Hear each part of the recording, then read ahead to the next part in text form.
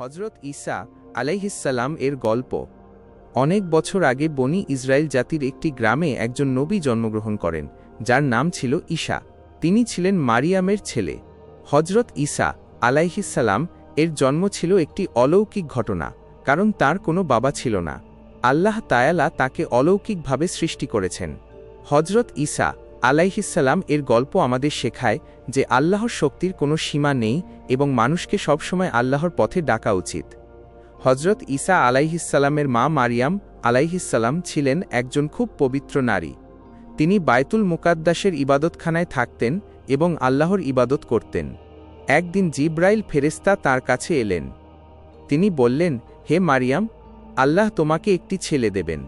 তার নাম হবে ঈসা, আর তিনি হবেন একজন নবী। মারিয়াম আলাইহিসসালাম অবাক হয়ে বললেন, আমার তো কোনো স্বামী নেই, তবে এটি কিভাবে সম্ভব? ফেরেশতা বললেন, আল্লাহর জন্য সব কিছুই সম্ভব।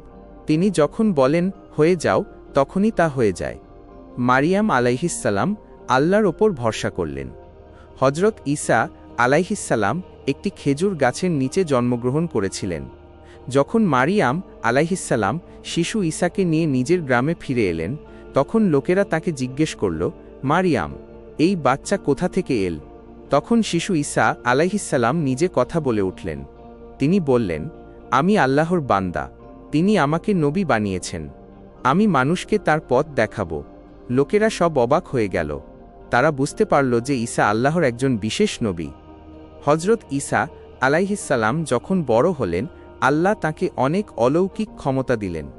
তিনি মাটি দিয়ে পাখির পুতুল বানাতেন এবং আল্লাহর হুকুমে সেটিতে ফুঁ দিলে সেটি জ্যান্ত পাখি হয়ে উড়ে যেত। তিনি অন্ধদের চোখের জ্যোতি ফিরিয়ে দিতেন, কুষ্ঠ রোগীদের সুস্থ করতেন এবং এমনকি আল্লাহর হুকুমে মৃত মানুষকেও জীবিত করতেন। তিনি বলতেন, আমি এই সব কিছু আল্লাহর হুকুমে করি, তিনিই একমাত্র ইলাহ বা প্রভু।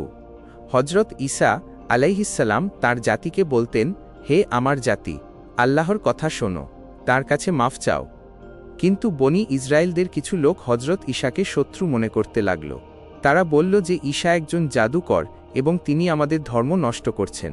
তাদের নেতারা রোমান শাসকদের কাছে গিয়ে হযরত ঈসার বিরুদ্ধে নালিশ করল। তারা বলল, ঈসাকে মেরে ফেলো। রোমানরা হযরত ঈসা আলাইহিসসালামকে বন্দী করতে চাইল, কিন্তু আল্লাহ হযরত ঈসাকে বাঁচিয়ে নিলেন। আল্লাহ তার বিশেষ কুদরতে তাকে নিজের কাছে আসমানে তুলে নিলেন। শত্রুরা ভেবেছিল তারা হযরত ঈসাকে মেরে ফেলেছে, কিন্তু আসলে তারা তাকে মারতে পারেনি। হযরত ঈসা আলাইহিসসালাম তার সঙ্গীদের হাওয়ারি বলেছিলেন মানুষকে আল্লাহর পথে ডাকতে। তিনি আরও বলেছিলেন, আমি আবার ফিরে আসব। তার সঙ্গীরা তার কথা মেনে চললেন এবং আল্লাহর দ্বীন প্রচার করলেন। হযরত ঈসা আলাইহিসসালামের গল্প আমাদের শেখায় যে আল্লাহর শক্তি সব কিছুর ওপরে। তিনি ছিলেন পবিত্র, দয়ালু এবং আল্লাহর প্রিয় নবী। কোরআনে হযরত ঈসার মহিমা বর্ণনা করা হয়েছে এবং হাদিসে তাঁর আবার পৃথিবীতে ফিরে আসার কথা বলা হয়েছে। তিনি পৃথিবীতে এসে শান্তি কায়েম করবেন। গল্পের শিক্ষা, আল্লাহর কাছে কোনো কিছুই অসম্ভব নয়।